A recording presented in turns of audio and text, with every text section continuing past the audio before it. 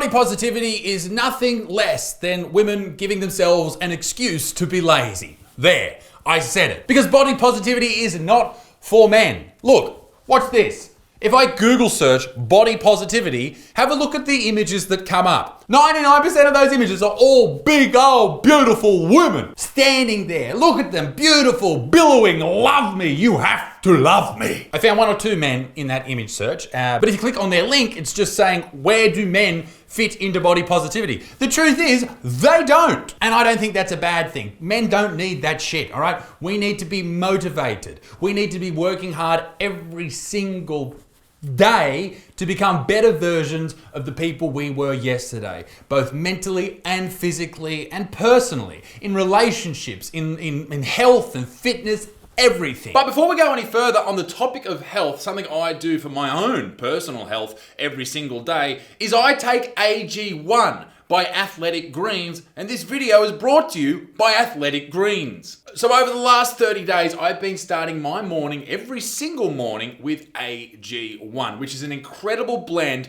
by Athletic Greens. I've always struggled to get all my nutrients and my vitamins through my diet alone, but I've decided to put my gut health and my nutritional needs first, and that's what I do every single morning. I get up and I get stuck into some AG1. And what's hilarious about AG1 is it tastes incredible. I know a lot of other people have tried other similar products, but I promise you this is the best tasting one you can get, by far. Since I've started AG1, I don't have to force feed myself vitamins. I don't have to worry about jam and kale down my throat. It's a simple, easy drink that you shake up in not even a minute. The whole process is not even a minute. AG1 is made up of 75 of the highest quality ingredients full of vitamins, minerals, dairy-free probiotics, adaptogens, antioxidants, a superfood complex, a mushroom complex, and digestive enzymes to get it all going. Ladies and gentlemen, it's time to support your gut health and your daily nutritional needs with AG1. 1 scoop, 1 minute, once a day, that's it, done. As easy as that. And ladies and gentlemen, you know, if you follow the science, a healthy gut means healthy everything else, and that's why I love AG1. And I tell you what, they're going to look after you right now. Ladies and gentlemen, head to athleticgreens.com/Butterfield to get a 1-year supply of immune-supporting vitamin D3 and K2 plus 5 travel packs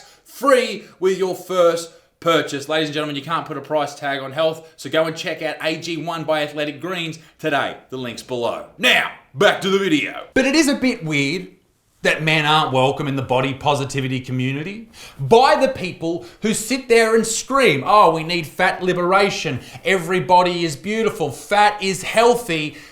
They don't welcome dudes. In fact, they do the opposite. They scream, get that dirty man belly away from my gorgeous gut.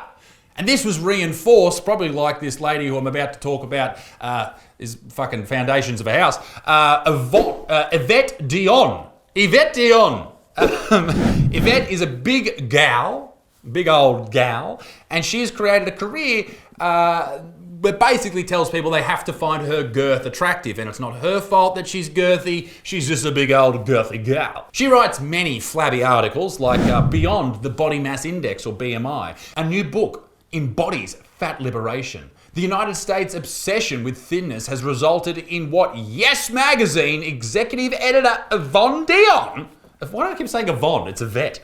Calls, I've got it right there, calls a culture that hates fat people and that uses institutions including media, medicine and marriage to reinforce that repulsion. It doesn't stop there. I'm black, I'm fat, I'm queer, and I have 2 chronic illnesses. That's actually the name of my next comedy tour, so keep an eye out for that, 2024. Yvette Dion on weightless, dismantling fat phobia and how capitalism ruined body positivity. There's so many fucking hilarious articles that this woman's written. Why the Dave Chappelle Elon Musk moment, when Dave Chappelle brought Elon Musk on stage, is bad news for black women. What? So I think from what she's written in these headlines and these articles, we can deduce that she's a black lady. I'm not 100% sure on that, but I think, who's definitely fat and very proud of being extremely fat. And she hates how society and culture and media treats overweight individuals. They deserve love. Except for, which is hilarious, this is where she turns heel, this article. The messed up reason I couldn't date a fellow fat person. Why in the world could you not date a fellow fat person? And she's talking about a man here, because even though she's queer, she's straight here, whatever.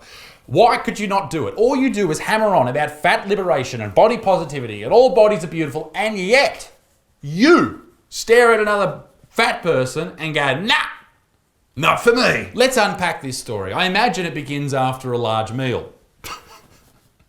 There's no evidence of that, I'm just assuming. She meets Elijah, a man she met online, and that's not his real name. He's got to keep his privacy. Ooh. He's handsome. He's got a well-oiled beard, but he's fat. He's a big daddy. They meet, she really likes him, but then the college-ate Yvette or Yvonne, or whatever her fucking name is, I don't know at this moment, she doesn't want her friends to see him because he's fat. Wow. Let's fast forward to the first date. When he stepped out of his car in the parking lot, I felt repulsed.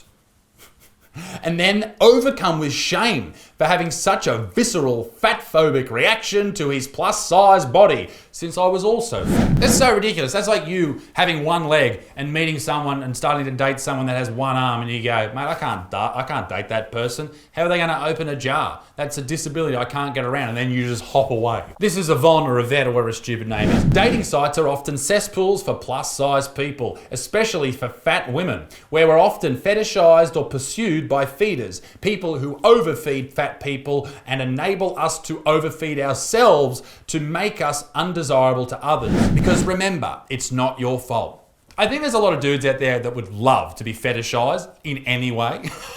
Just any way, like just anything, please. Just anyone like us. And also to be fed, that'd be great.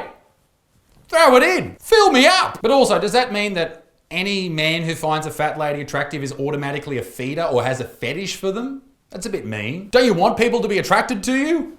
Is it? I don't know. I don't fucking know. Or we're being fat shamed, whether it's through those no fats or prefer women who exercise that litter profile bios. Who's writing that in their profile bios? That's great. Or deemed liars and catfishers because we choose to show our faces instead of our entire bodies. And women are liars. Women are fucking liars, let's be honest. I have some fantastic examples of this. Let's watch. Okay, so we've got a lady that looks pretty rough there. Looks like me in the morning. Maybe Jeffree Star in the afternoon.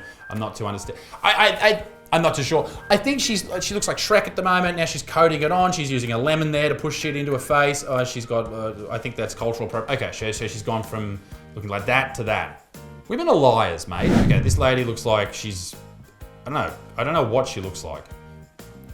Holy! You fucking liars. Makeup's the biggest lie of all time. You can go to bed with a 10 and wake up next to Hagrid's corpse. Sorry for all the Hagrid fans out there. That's too far. Men on dating sites have called me thickness and fat queen in their introduction. That's great. And told me that I should lose weight before trying to date. As much as rejection stings, however, I've also perpetuated sizeism against potential partners. I've swiped left on men simply because they're larger than me, or because they, like me, have one more chin. So you're just as fucking bad. And maybe this is just a natural part of what humans are usually attracted to. Usually humans are attracted to healthy humans, right? That's why you only see crackheads with other crackheads. It's the same with fat people. Right? There's nothing wrong with fat people. It's just not your healthiest form. And that's why usually you won't see someone really fit, really good looking, chasing big fat fatties, male or female. You just don't. But in saying all that, there's someone out there for everybody, right? There are people out there that really love big fat white women, black men. And there's also people out there that love big fat black women, white men. What a strange world it is. Now, Elijah and Yvette continue to date, and eventually they end up in one steamy room, probably from their own body heat. And Elijah makes a bit of a move. She then, even though she's had a great time, few dates, turns him down. She reports to a friend the next day and says this. She framed it as a joke. I thought he was going to crush me, I said with glee, taking joy in their laughter. It has been fun, but we have no future together. I continued, I can't fuck a fat dude. My relationship with Elijah was a reminder of the insidious power of social factors like outside judgment, societal expectations, and of course what we see on screen. No, you're just a hypocritical cunt. You want everyone to be attracted to you, but even you can't admit that fat people aren't overly attractive. And we're not talking about just slightly overweight people. We're talking about giant obese people. Once again, look at her Instagram. She's a big chick, all right? So the dude has to be a super big dude. And this is what we can learn from these ideas, that even the people that are trying to push these far ridiculous ideas of fat, you know what I'm talking about, all the ones that people demand that you feel and you take on board like religion, even they don't believe it. And they're just doing it to get fame on the internet. So ladies and gentlemen, here's my question to you. And let me know in the comment section. Would you fuck Elijah? Ladies and gentlemen, be a good motherfucker. Peace in the Middle East, but extinct. Toodaloo, au revoir. Bye-bye.